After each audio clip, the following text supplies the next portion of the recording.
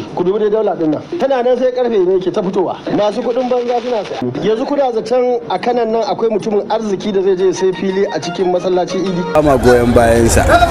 Muna tare da Abdullahi Umar Ganduje 100% akan gina shagunguna da yake da gine-ginen kangwaye da yake na irin wani kangwaye suke jawo rashin tsaro a cikin jihar Kano. Babu shakka kiwon shanu 1000 a lokaci ɗaya sanda ɗaya ke bukata, amma mutum 1000 kowanne a ciki na bukatar sanda guda 1000 domin kula da shi. Wannan jawabi ne da nufin hani da horo kan wasu kalmomin batanci da cin mutuncin masu mutunci a jihar Kano na yunkurin saka Kanawa a kange na talauci musamman 'yan kasuwar Kano daga bakin Rabi'u Musa, wanda a wannan lokaci a yanzu ya kwance takara ta irin kitimurmurar da yake so ya dawo da Kano baya. Ba shakka kowa ya sani irin malalan kuɗin da ake kashewa wajen samar da gini musamman a fagen kasuwanci. To sai gashi Kwankwaso ya kwankwasa kofa a wannan karni ba shi da wani aiki face shige da fice na yada kalmomin cewa mutanen da suka samu rufin asiri sanadin Ganduje suka samu dan wajen neman kalaci a kasuwar Kwari gefen masallacin Idi. Ya ce Ganduje na gama mulki muddin suka dawo gwamnati to ba ruwansu da tsayin ginin ka ko abin da ke cikin kantinka. Wallahi sun zama mushe, wanda zai mutu ya mutu sai ya cimma burinsa na rusawa, domin dai faɗi yake ba a yi bisa ka'ida ba saboda ya manta lokacin da yake badawa.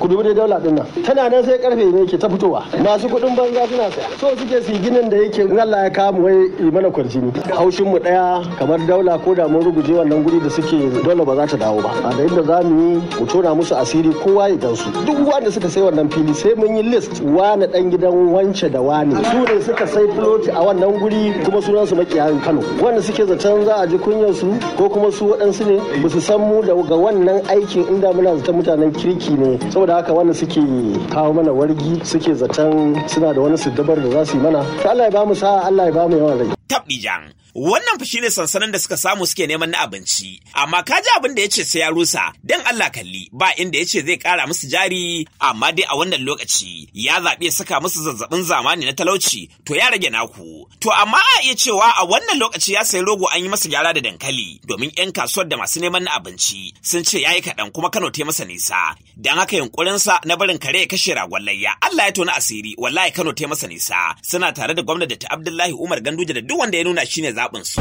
A'a wannan muke gani haka aka yi mana haka ba adalci bane ai.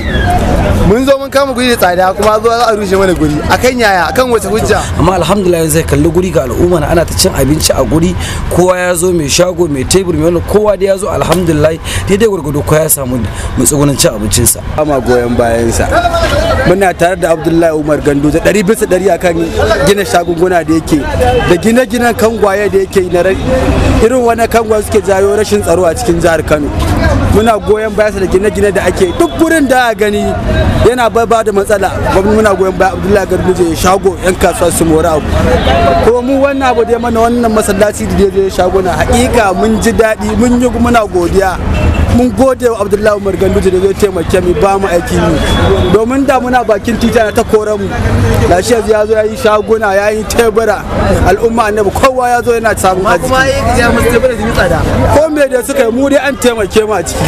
Muna godiya Allah ya kawo ci gaban wannan gwamnati ta kuma Kwankwaso da yake cewa zai rushe wannan guri ba ma goyon bayansa kuma ba za mu goyi bayansa ba. Duk wanda ya ce zai abin da Kwankwaso ya furta ya ce tsaye da shi dan takara ce zai goyi bayan abin da za a rusa rashin masallaci, wallahi ba za mu goyi bayan sa ba. Ya kamata Kanawa ai karatun ta nutsu a gane cewa wannan mutum da ke ikirari bai kamata ire-irensa da duk waɗanda suke tare da shi a basu amanar jihar Kano ba, domin babu shakka idan aka yadda aka lamunce aka basu Kano za a yi tsotsayin takaba auren mai jinya a yi wa dutse kaho a gane kuskure ranar tsaga. Bisalam sai mun haɗe a cikin shirin rogo sarkin kuri.